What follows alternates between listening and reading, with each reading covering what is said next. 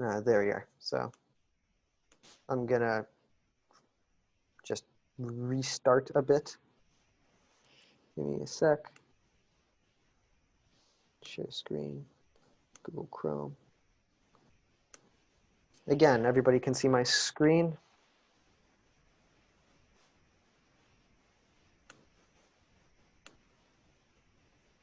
Okay, cool. So I'm just, day 2 sequential games. A sequential game involves players choosing options one after the other, like chess, checkers, and most board games. Okay, so how do we represent this board game? So we know that each move must follow one after the other, and you can only make moves that come after the preceding move. So we use what's called a game tree, and each point in which an action occurs is known as a decision node, right?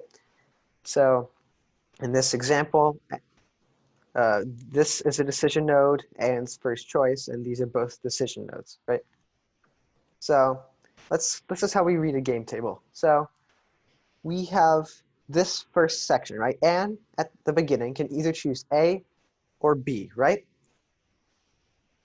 And then if Anne chooses A, Bob can either choose C or D. And if he chooses C, then Anne will get a payoff of 6, and Bob will get a payoff of 9. So in general, when you're reading a game tree, so these numbers represent the payoffs, right? But the first payoff corresponds with the first player. The second payoff represents the second player. So yes, we'll actually get into we'll get into a more confusing one, but this is pretty simple.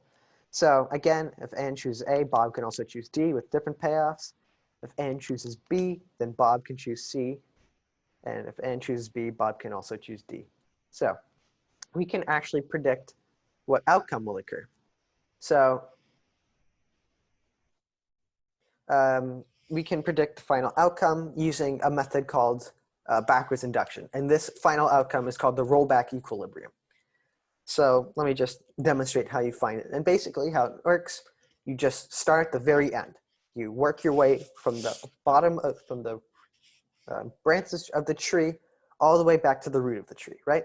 So let's take a look at this case. So suppose Anne chooses A. Bob will then either choose C or D.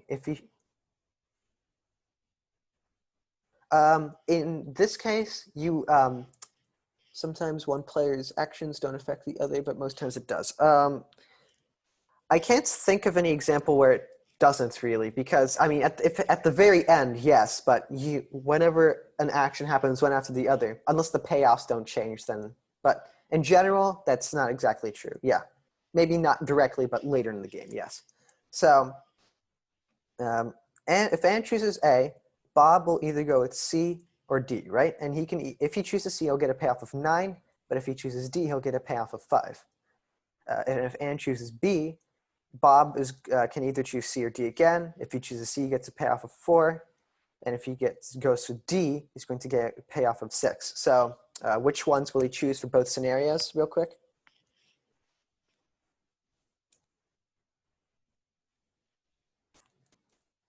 What do people, students, I guess, I don't know, think Bob should choose for every scenario?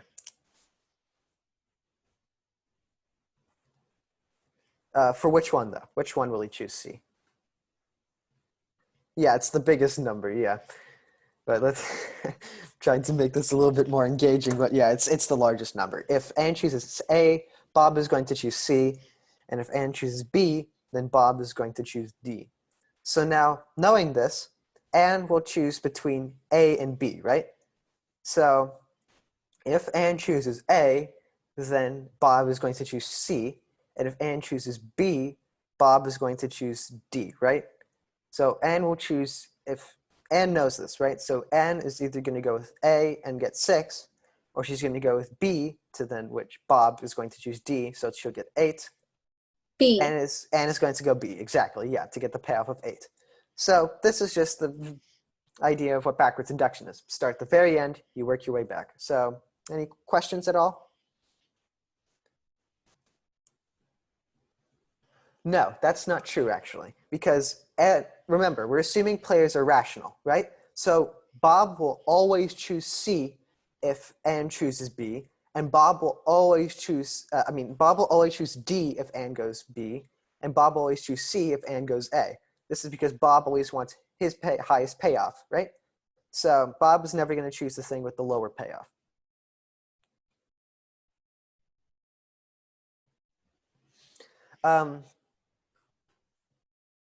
Behind in points doesn't really matter because it only matters what your payoff is. Being behind in payoff doesn't matter. It's not about getting more payoffs. It's just maximizing your payoff. The other player's payoffs don't matter. It's just yours. So the thing about if they both don't know what the other player did, it gets more confusing. Well, in game theory, again, remember, we're assuming all players are rational and that they can see ahead. If both players can understand that the situation becomes this game tree, then they both know exactly what to do. So they won't actually, as long as Bob knows what, so Bob always knows what Ann has just picked, and Ann will always know what Bob can pick if she chooses a specific choice. Remember, if you remember back to yesterday, we have perfect information. In these games, it's always perfect information. They'll always know what comes next and what came before. But about thinking ahead and sacrificing, yeah, you'll see that happens, yeah. So in our next example, we'll see that players do have to sacrifice a bit because sometimes they might get they might potentially get a higher payoff in one scenario, but they realize that that scenario is really unobtainable, right? So in the end, Ann will choose B, Bob will choose D, and we'll get this final outcome of Ann getting a payoff of 8, while Bob getting a payoff of 6. And what you might notice is interesting is that Bob does not get his best payoff. If Ann went with A and Bob went with C, he would actually get 9. But because Ann goes first, she has some sort of advantage. There isn't really an advantage-disadvantage in this case, right? And with sequential games, there isn't exactly an advantage-disadvantage at all because everybody gets their own advantages from being in specific places of the game tree. So, I mean, Ann gets to choose first, so that in itself is an advantage, right? Ann gets to choose what Bob has to do, but Bob gets the final pick. So, I mean, I guess it doesn't depend. Going for in chess, it does have an advantage, but that's chess, right? In this case, because that's for so long, chess is kind of a hard example because chess goes on for however long, right? In this example, it's just 2 stages, so. So how do we make our game more complex, right? That was fine, that was easy, but can we make our game more advanced, right? So there are 2 more ways that we can make our game more advanced, and there's others, but let's continue. So the first way is nature, right? So some choices aren't up to players, but just random chance, what is called nature. So nature will choose a specific chance with some probability, right? It's like flipping a coin. With nature, it can land on heads 50% of the time or tails 50% of the time. But if it's a weighted coin, maybe it lands on heads 75% of the time and on tails 25% of the time. So nature, the probability is a specific probability, but in that case, you actually have to use expected value, right? And I assume everybody knows basic probability and expected value. Quickly say if you don't, just in case.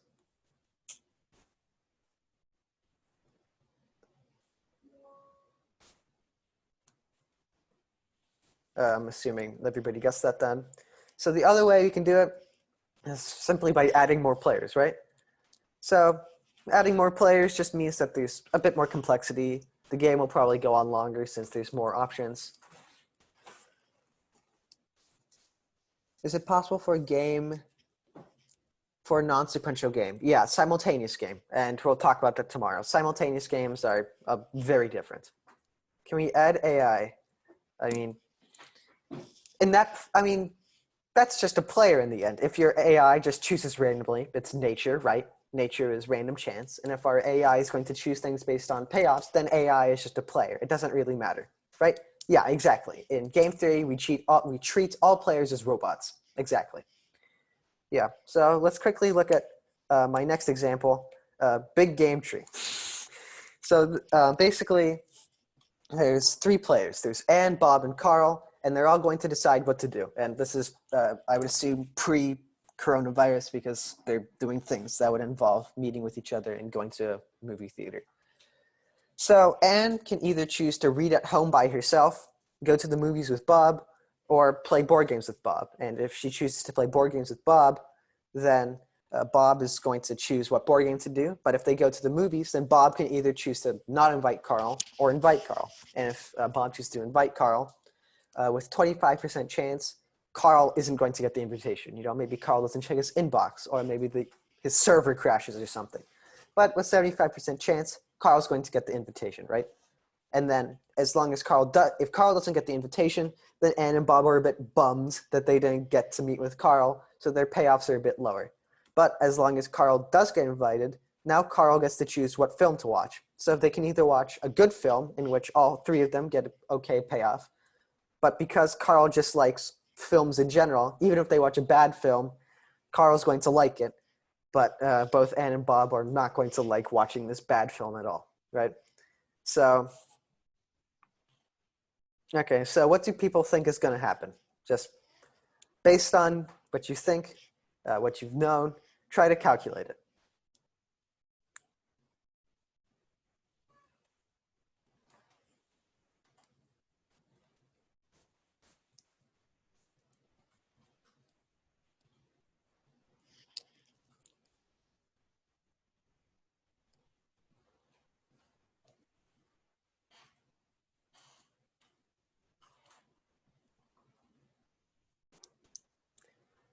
Why are there 3 payoff if Anne plays with Bob?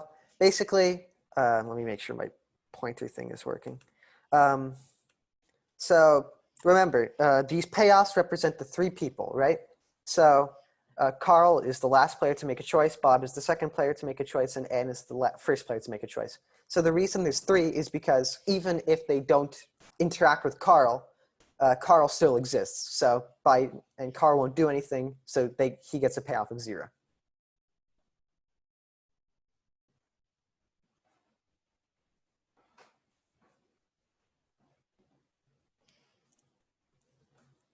Yes, exactly, yeah. Remember, rationality, you are only going for yourself. You don't care about everybody else, right? It's what's good for you, you don't care. So, yeah.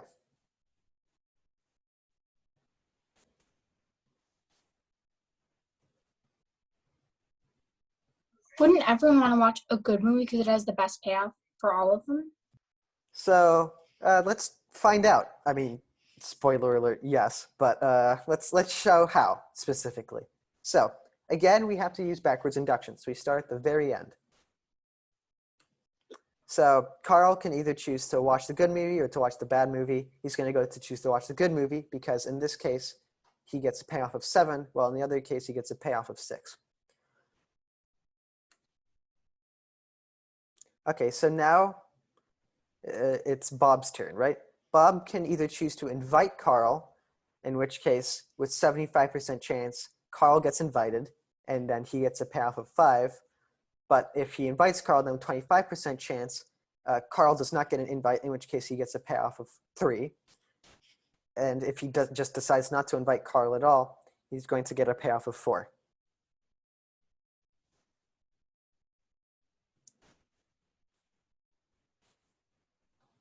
So how do we figure out which one Bob will go for? Because it's not so trivial. Now there's random chance. Well, you just use expected value.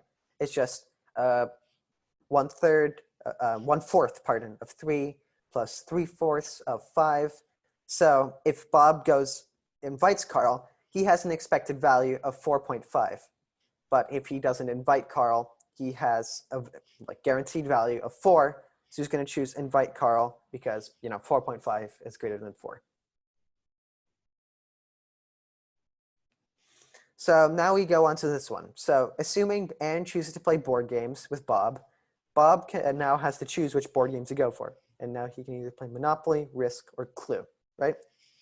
So which one is he going to choose? So, yeah. Monopoly. Yeah, he's going to choose Monopoly, exactly. And there, your math is correct, yeah. So if he chooses Monopoly, he gets a payoff of 3. If he chooses Risk, he gets a payoff of 1. And if he chooses Clue, he gets a payoff of 2. So remember, he doesn't care about anyone else. It doesn't matter that they both, get some enjoyment out of Clue. He's going to choose Monopoly in this case. So now Anne has to make the choice, right? Because Carl doesn't check his email very well, suppose. Maybe that's why. Oh. Maybe he's not very attentive to his email. So now Anne has to make the very first choice. She can either read at home, go to the movies, or play board games, right? So she knows that if she reads at home, she'll get a payoff of 2. If she chooses to play board games, she'll get a payoff of 1. And if she goes to the movies, she knows that Bob will choose to invite Carl. And with 75% chance, Carl will get the invite and she'll get a payoff of 5. Though a 25% chance, she'll get Carl will not get invited and get a payoff of 3.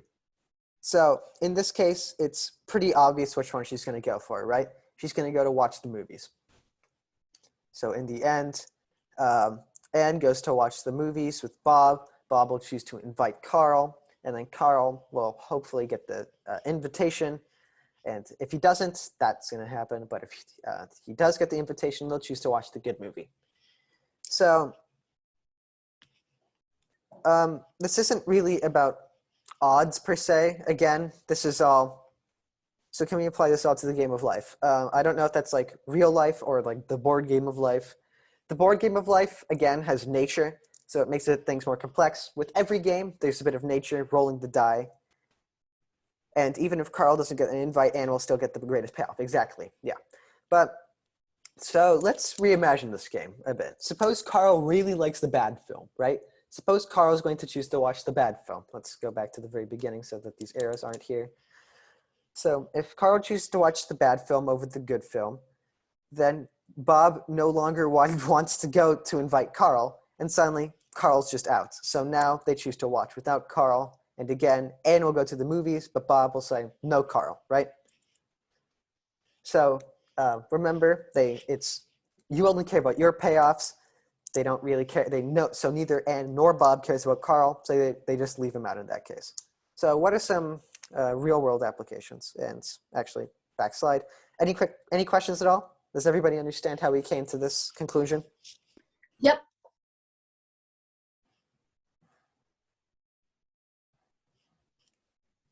Any questions from the rest of the presentation? There's not a whole lot going on, so. Alrighty. So what are some real-world applications? So chessbots use a very limited version of this, right? So they look into however far into the future, and they decide what they'll play based on, all the possible opportunities. So another thing, actual solution, bring books and board games. Well, you can't assume that. That's the thing about game theory. You have to make straight paths. So we assume that you're not allowed to do that. But so again, the way chessbots work is that they go for every opportunity 8 steps ahead. They think of everything, but they don't go so far into the future. They can only look so far because they only have so much computational power, right? But the interesting thing, now that's not super hard. You can imagine if you had enough time, you could probably come up with every single possible idea. Again, yeah, you have to assume everybody's rational. That's necessity of game theory. Everybody's rational. But back to the chessbot thing. The more interesting part about the chessbot, it's not thinking about all the future outcomes. It's coming up with the payoffs, right? How is the chessbot going to determine what position it wants to be in? So there's the way you might think is, just use point values of pieces.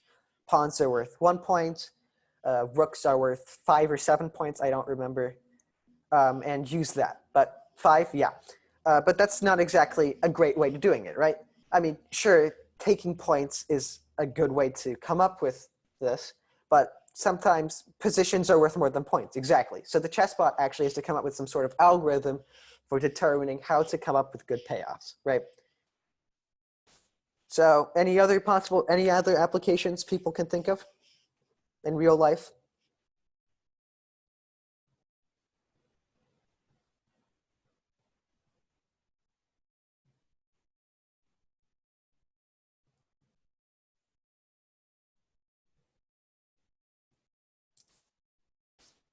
Yeah, this might be a bit hard.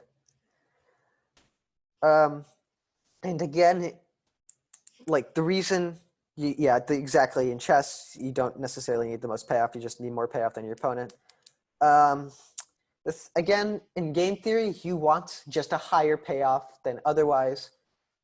In chess, remember, the interesting thing the chessbot is doing is coming up with the payoff system. So it might value something in which it has an extended idea above, like a more advantageous thing over, yeah, that's like a chess master going on easy on someone. Yeah, kind of.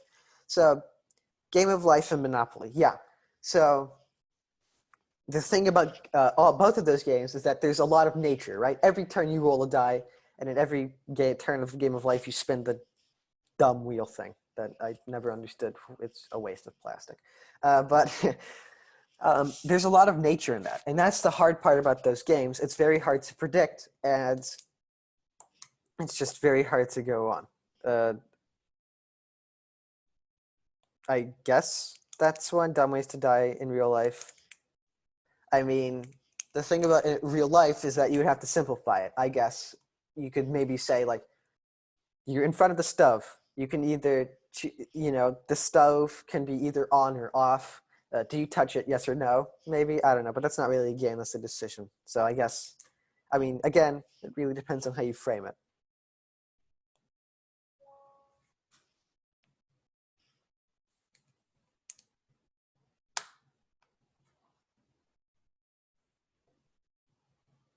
Real life is a game, but an extremely complicated one. Exactly, yeah. Because there's so much stuff you can do. It's very hard to do things. But it's actually, if you can simplify things, I would, it's actually a pretty good idea to apply, sequential games into real life, Yeah. I would say there's even more rules because, do I put my left foot out now? Do I walk with my right foot first or my left foot first? How far do I walk? There's infinite stuff. Social rules, laws, exactly. There's just so much stuff.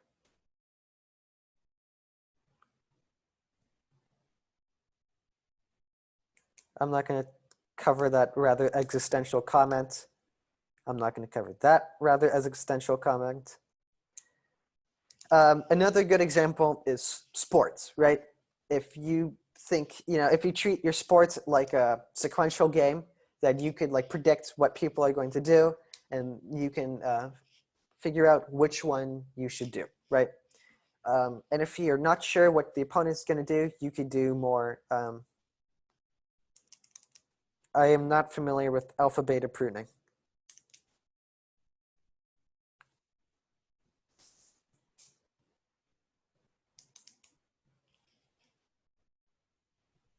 So yeah, any final remarks, comments? We're just going to go into some basic final stuff. Not final stuff, but like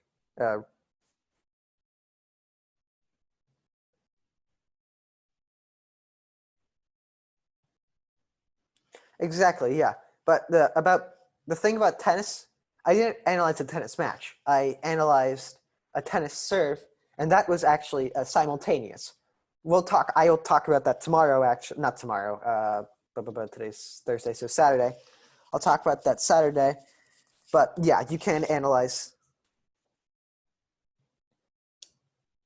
It's a technique used to reduce the number of calculations computer generated. Yeah. Okay. So the thing about a serve is that you either serve to the left or the right, and then the person has to predict where they're going to go. Or they predict left or right, but they do that at the same time. So tennis serving is actually more of a simultaneous game than it is a sequential game.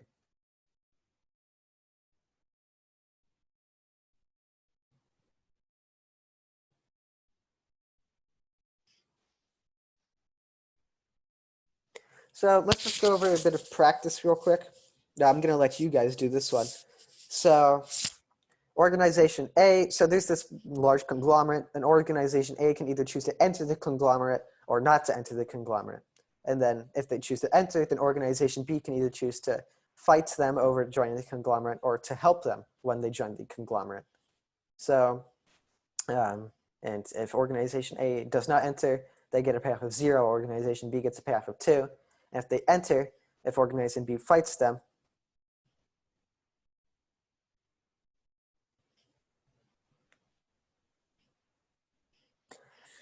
not exactly, actually, because suppose there's two people making decisions, but they can't see each other at all, right?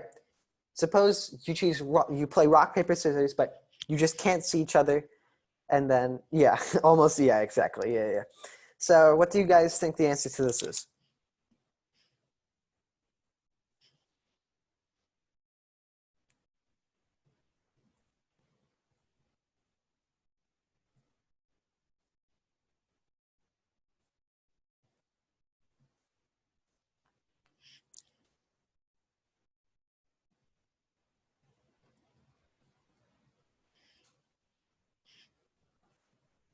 Okay, yeah, I assume everybody's getting it, and I hope somebody's making a joke and doesn't. Who's the person who fight first? Yeah, okay. So, yeah, the organization A is going, so let's again start at the very end. Organization B can either choose to accommodate or fight. If they fight, they get a payoff of -3, or if they accommodate, they get a payoff of 1. So then organization A, if they choose not to enter, will get a payoff of 0. But if they enter, then organization B will accommodate so that they get a payoff of 1. So 1 versus 0, they're going to choose to enter, and then organization B will accommodate. Exactly, yeah. All right, number 2. So this is kind of weirdly set up. So we have players 1 and player 2, but it actually alternates. So player 1, then player 2, but then player 1 gets to make a choice again. So if these are just random options, player 1 can immediately go left, and then if they go left, then they get a path of 1. Player 2 gets a path of 10. But if they go right, then player 2 can either go left or right. If they go left, then they'll get a path of 2, while player 1 gets nothing. But if they go right, then player 1 again gets to choose something. And if they go right here, then it's 2-4. But if they go left, it's 3-1. So again, go ahead. What do you think? This one might take a bit longer, but which one do you think it is?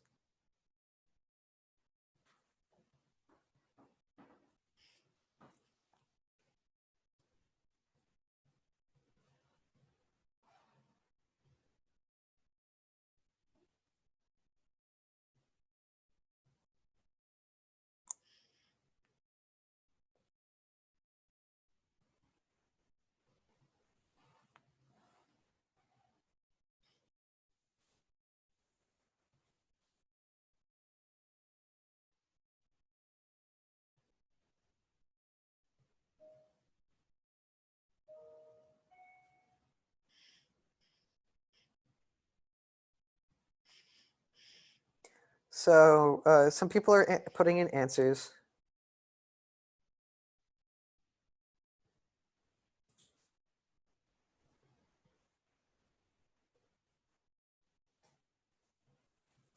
Oh, these do have numbers. I didn't even notice that. 8, 9, 10. Yeah, yeah. Everybody seems to be getting it. Player 1 just immediately goes left, right? And again, this is actually pretty interesting because player 1 actually has a lot better payoffs if he goes down the tree, and actually is giving the best payoff to player 2. But because if he does go down, then player 2 is going to go this way, then player 1 has to go for the one that's actually pretty bad for him and really good for player 2.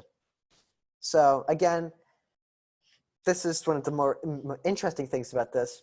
is that you aren't always getting your optimum. You just, because you assume that the other player is going to choose what's best for them, you have to be pretty careful when choosing options. Yeah, player one's going to go left. But yeah, so this is a very interesting example.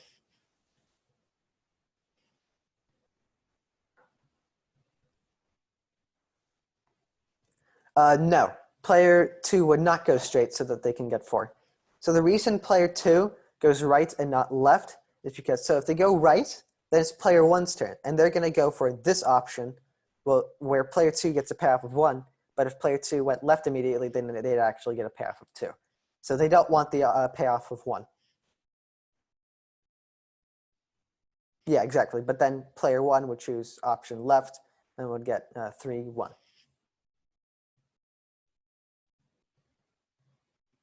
Questions at all about anything?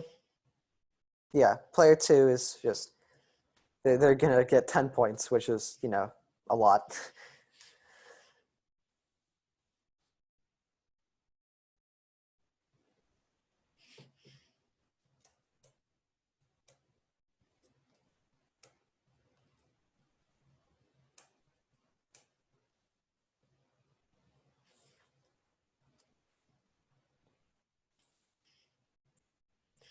Okay, so I'm going to move on. This is pretty interesting. So how many of you know what the pirate game is?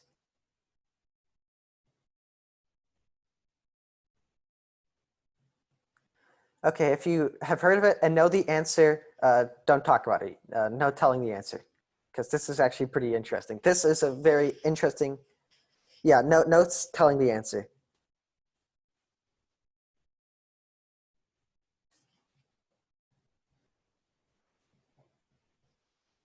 Then don't say it. As long as if you know it but don't know the answer, that's fine. But no saying the answer if you do know it. So let's describe the game. So there's 5 pirates, and they have 100 gold coins to split amongst themselves, right? So they have they've chosen this method of splitting all the money. So first, the first pirate gives a proposal for how many pieces of gold each will receive. So the first pirate just divvies up the gold. Then the second, everybody else, including the first pirate, votes yes or no on whether they accept the proposal or not, right? So if 50% or more of the pirates approve of the proposal, then it's accepted in the process and it's done. Otherwise, the pirate is gone, he's dead, and pirate 2 now proposes a different way of splitting the gold, and now the remaining pirates choose to accept or not accept this new proposal. If the vote fails, then pirate 2 is dead, and pirate 3 now proposes their own way of divvying up money, and it just continues on until it ends. And tiebreakers are decided by the proposing pirates, so they have some authority. And pirates would rather kill, if it doesn't matter for a pirate, they would rather kill the person than to settle the thing. So what are people's opinions on, well, not opinions, early ideas about this?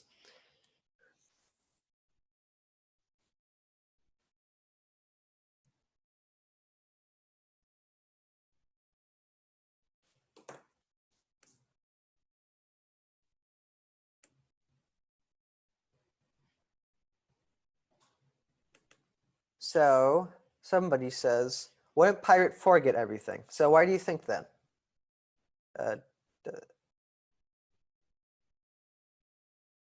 If it's okay, so if they would rather kill, what that means? Okay, that sounds a bit that basically if it doesn't mean anything to them, they'd rather kill than not kill, right? Yeah, rather kill than settle. Okay.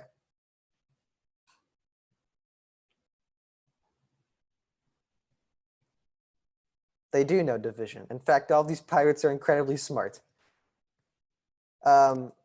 Actually, division isn't actually great, exactly. And we'll cover why that's not the optimal answer. Well, for pirate 1. Suppose we're acting as pirate 1. No, don't tell the answer.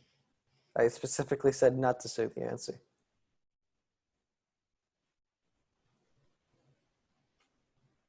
There are 5 pirates. Yeah, that's sorry, I thought I said that, but yeah, there's 5 pirates. Yeah.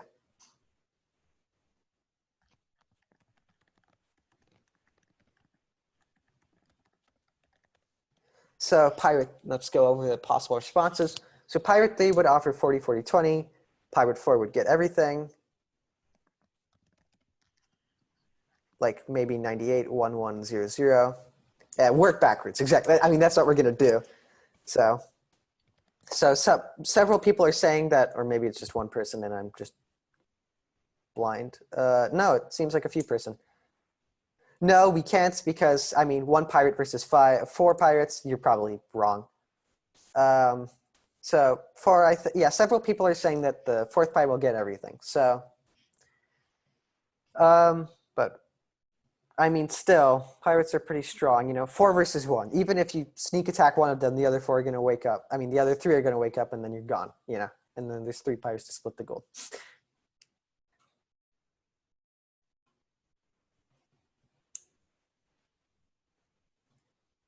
Well, pirate 4 would always vote no. All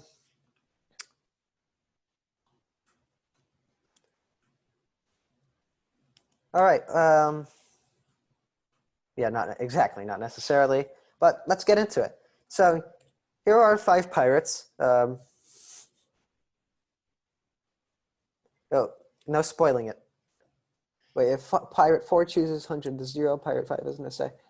Okay, so let me explain. So here are 5 pirates, right? And the order in which they propose is this. So let's just get, I know all their names, so I'm just going to say this is pirate 1, pirate 2, pirate 3, pirate 4, pirate 5. So pirate 1 makes the first proposition, then pirate 2 makes the second proposition, et cetera, et cetera. But remember, because this is a sequential game, we actually start at the very end. So let's first start off. If everybody's dead, then there's only one pirate. So this crown is going to represent who is making the proposition. So pirate 5 is the only pirate remaining. They just get all the money, right? They give themselves all 100 coins and they, win. They get all of the money. But suppose there's only 2. So now we move back. Suppose there are 2 pirates left, right? So there's the proposing pirate. Pirate 4 is proposing, and pirate 5 is just there. So pirate 4 says that he gets all the money, when pirate 5 will get nothing. So they do have names, but I mean, they're kind of long. I think giving them numbers is just easier. No, not necessarily. I mean, they do have names again, but they're kind of long. Exactly. Pirate 5, and yes, that is the meme pirate. So 5 will not do, yeah, exactly. Calvin, you're correct, yeah. And yes, that is patchy. So pirate 5 says, no, I don't want this. And pirate 4 says, yeah, I do want this, but because the proposing pirate, it acts as a tiebreaker, pirate 4 gets all of the money while pirate 5 gets nothing, right? So let's move on. Suppose there are 3 pirates now. So suppose there are 3 pirates. So now pirate 3 is going to make this offer. So he gets 99 coins, then pirate 4 gets none of the coins, and then pirate 5 gets 1 coin, right? So you might think that pirate 5 is not going to like this. He only gets 1 coin, right? That doesn't sound great. But pirate 5 remembers that if he denies this, then it's only, and they kill pirate 3, then it's only the 2 of them, and then he gets actually nothing. Then again, 1 coin is better than none. So, exactly, yeah. So then pirate 5 accepts. Pirate 4 doesn't like this. He doesn't get anything, so he's going to say no. But pirate 3, he gets all the money, so he's going to say yes. So this passes with majority. So pirate 3 will get 99 coins. Pirate 5 will get 1 coin, but pirate 4 will only get 1 coin. Will get no coins, not 1 coin. So I'm going to let you guys kind of do scenario number 4, in which case there are 4 pirates. So just apply the same logic.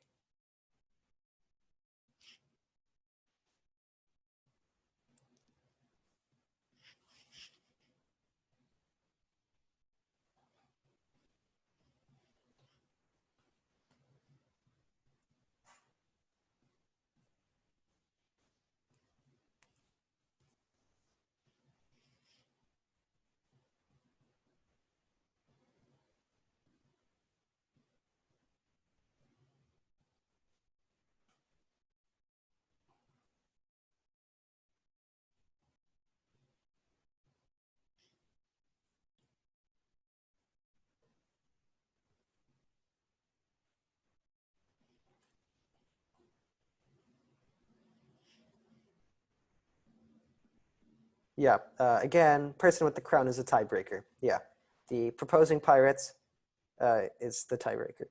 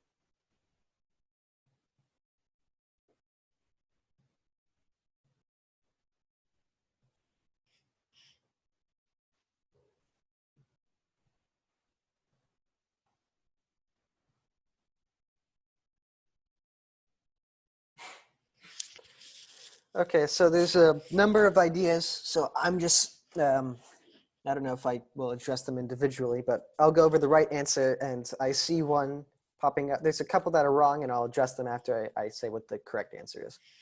So Pirate 5 is going to give himself 90, Pirate 4, pardon, is going to give himself 99 coins, and Pirate 4 only 1 coin. Kill not settle. Basically, you know, these guys only get 0 coins, right? So they don't like that, so they'd rather kill. That's all that means. If they don't get anything, it's better to kill. It's really that simple. So Pirate 4 offers Pirate 2 offers Pirate 4 just 1 coin. And you might be thinking, well, that doesn't sound good. But remember, if Pirate 4 gets killed and only 3 remain, in our previous thing, Pirate 4 is actually going to get nothing, right? That's all he's going to get. He's going to get nothing. So he doesn't even need the 2 coins that might be, some people have been offering. Maybe he takes 98 and gives 2, but he doesn't actually need that. He only needs to give out 1, because otherwise Pirate 4 is going to get 0. So in the end, they vote, and because, again, so in this case, Pirate 2 acts as a tiebreaker, so they win. So I've seen one that says Pirate 2 takes 98 and gives 2 to Pirate 5. So in that case, then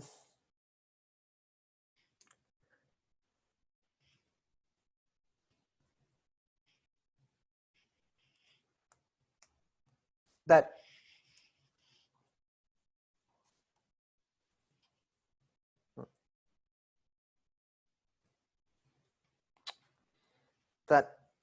does that work? Well, while that does work, and yes, he does have to give it to player 4 specifically. So I'm going to go over it. So, and no spoilers, please. So the reason he doesn't give, so while giving 2 to Pirate 5 would work, he doesn't need to, right? He can only give 1 to Pirate 4. So that does work, but he actually gets he gets more coins if he just gives 1 to Pirate 4. He doesn't need to, Pirate 2 wouldn't do that. He's lessening his own payoff, exactly. So while that does work, there's no need. So why does he have to give it to Pirate 4 specifically? So let's refer back to this, right? So if he gives it, I guess I'll go back to this slide. So if he gives it to Pirate 3 knows that if Pirate 3 knows that if he only gets 1, then there's no point. He would rather kill off Pirate 4, and then in the next scenario, he'll get 99 coins over 1, just 1 coin. So obviously he's going to prefer that. And if he gives it to Pirate, if he only gives 1 to this Pirate, to Pirate 4, to Pirate 5, if he only gives 1 to Pirate 5, remember, the other thing kill then settle means is that, remember, if he only gets one in this case, but in the next case he also only gets one, so he would rather kill than settle. So he'd rather, it doesn't matter. He either, in both cases he only gets one, but in this case he also gets to have the fun of killing somebody. So then they rather, he's going to kill this pirate and get one, so he gets a little bit of a bonus from killing that pirate. Yeah.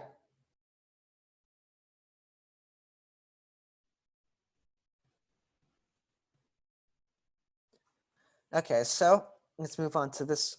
The final one. So now we worked our way all the way back up to the beginning. So yeah, no mercy, and this is very violent. Yeah. Okay, so everybody, do your favorite things. Not favorite things. What do you think is going to happen? What do you suspect will occur?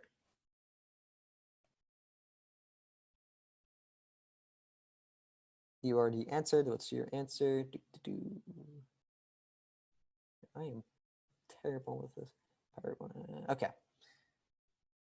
No, they are not suicidal, I guess.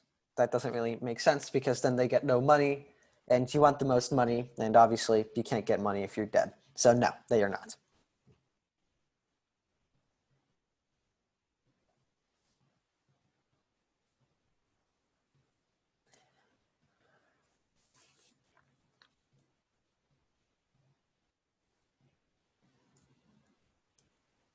Well,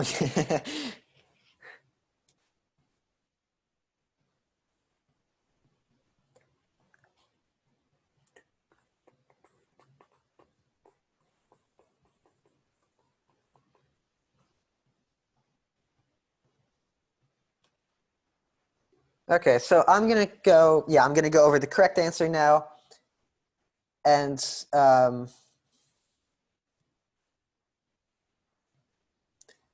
okay, yeah, let's kind of keep low on the spoilers because I want to do some teaching myself. So let's go over it. So in the end, Pirate 1 keeps 98 for himself, and he gives 1 coin to Pirate 3 and 1 coin to Pirate 5. So they both, Pirate 3 and Pirate 5, know that if Pirate 5 gets executed, then it's just Pirate 4's turn, and they both get no coins, while Pirate 4 gets 1 coin. So they don't want that, so they choose to accept, and with majority, I forgot to add the last slide, but you get the point. And this passes majority. So Pirate 1 gives 1 coin to Pirate 3 and 1 coin to Pirate 5. And that's the final answer because that's the last pirate. So this is what occurs. So I'm going to go over a few. Oh, I do have the last slide. I was wrong. Okay, so yeah, he gets 98 coins and they both get 1 coin, but these two get none. So I'm going to go over a handful of your incorrect ideas and just talk about them. So Pirate 1 gives Pirate 4 2 coins and Pirate 5 2 coins and keeps 96. So let's go over that. So that does work, actually, but again, Pirate 1 wants to maximize his profits, so it's 96 versus 98. He's going to go for this. Yeah, exactly. Yeah. So first pirate has the advantage. Yeah, he does. I think Pirate 1 will get, yeah, that's correct.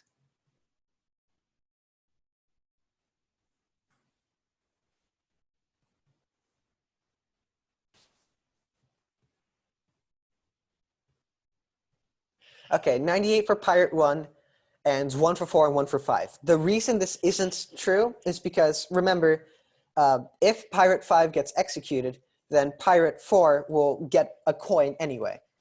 So, because remember in this scenario, if there's only 4 pirates, then Pirate 4 gets a coin. So the reason he actually doesn't prefer this is because, again, he'd rather, so if he gets 1 coin but doesn't get to execute someone versus he gets 1 coin and does get to execute someone, he'd rather execute someone.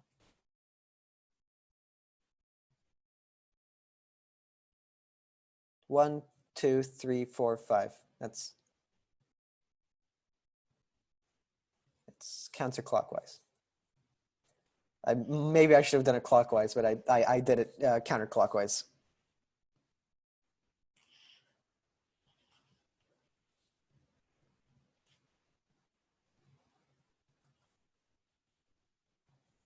Yeah.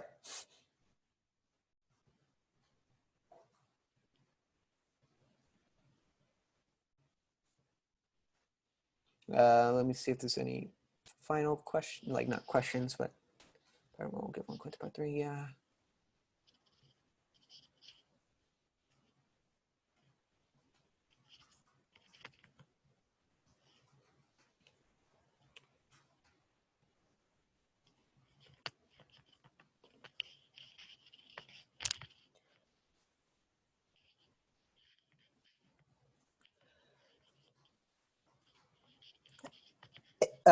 Yeah, basically Pirate 1 knows that if he dies, then these two pirates, 5 and 3, aren't going to get anything.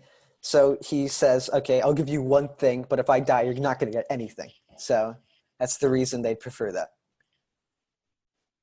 Yeah, that'll get 0 otherwise. Yeah.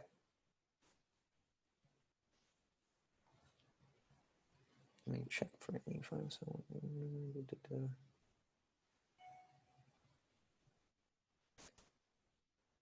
Okay, so 98 for Pirate 1, 2 for Pirate 5. So the very basic way this doesn't work is that they don't get majority. Pirate 1 and Pirate 5 gets both vote yes, but Pirates 2, 3, and 4 vote no. So then it doesn't pass.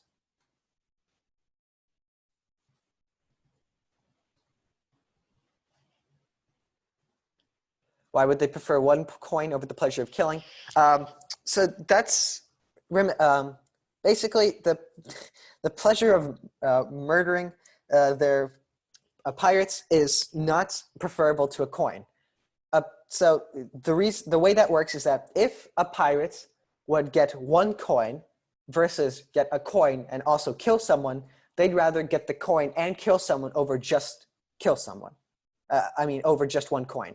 They get, like, suppose killing someone, they drop like a gold tooth or something, and they get 0.1 of a gold coin.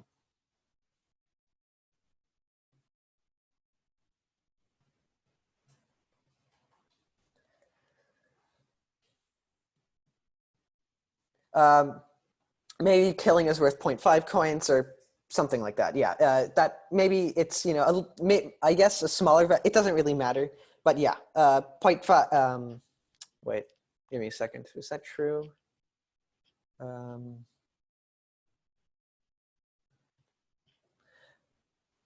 I don't know. I don't think it's, give me a second. Applying a value to it is kind of annoying, but it's better just to think about it more as a tiebreaker for a pirate. Like, you can either it's better to think about it as a tiebreaker because, I can either get, in both cases, I get 1 coin, but in this case, I get the extra fun of, stabbing someone. So I'll choose to stab someone and get a coin over just getting a coin.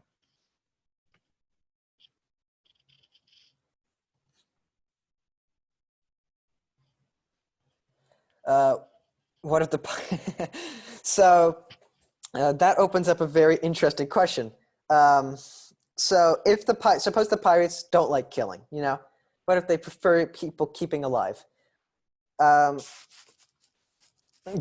is a different question. Suddenly the question's definition, the problem's definition is very different, right? That changed the final outcome. I'm not sure how. I know that it does, though.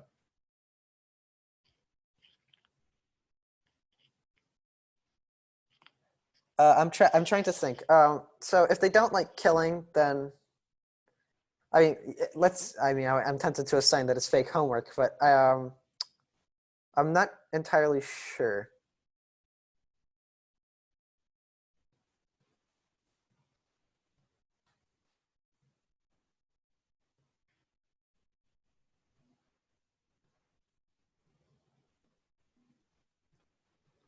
Well, the interesting thing. Well, let's think about that for just a second, very quickly. Let's go back to if there's only 2 pirates, and if one pirate offers the other one, no, that's still the same. Yeah, I think it doesn't work out exactly the same, but I think it works out pretty similarly. Yeah, it's just it's a different question. if you want to, go ahead and try to figure out what if the pirates are adverse to killing. You know, there might be something on that. So yeah, we're reaching the end of our class. So any final questions at all?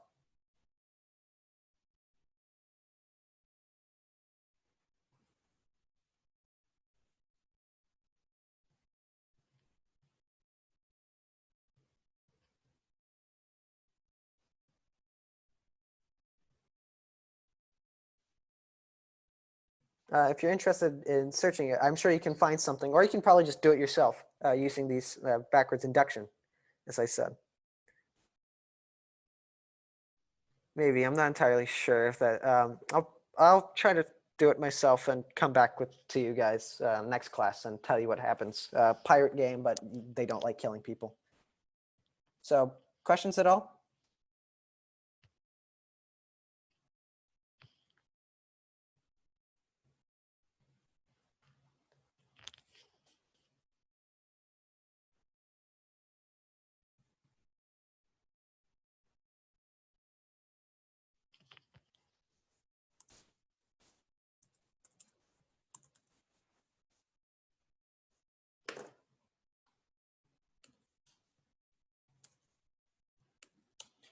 Kind of off topic, but is there another feat of math that is about games, but with imperfect strategy, like playing against amateurs? Okay. Um, so basically, game theory, but you assume that players are irrational. There's so for basic game theory, you assume players are rational, but if you want to get more complex, you can assume players are irrational. I guess the best example is like maybe microeconomics, I guess, because consumers, I mean, but that becomes a bit more applied than this. But if you get deeper into game theory, you can like change the assumption, like assuming players are irrational, and that, but then you'd have to do some interesting stuff. So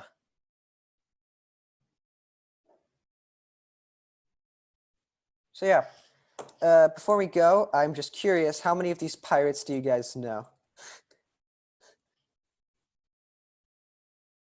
You know all 5, okay. Yeah, name them. I don't believe you.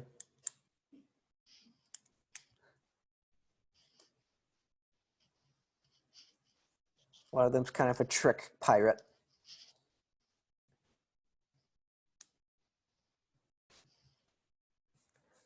So are there any books you would recommend for game theory? I had a very nice text, like a very nice pseudo textbook. I'll get back to you. I'm trying to remember what it was called. I'll post it in the ed class.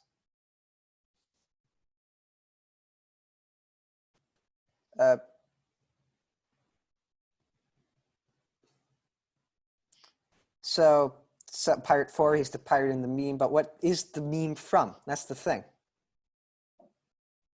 Okay, since nobody's answering, I'll answer.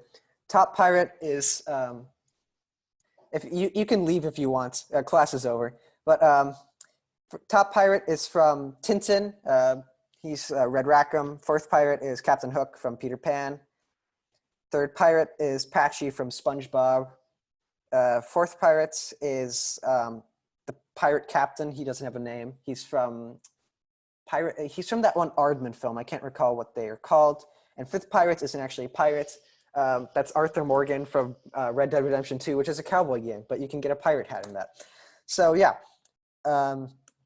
that's all I have to say. I'll see you guys Saturday because today is Thursday. So have a good day and tomorrow, I guess. So yeah.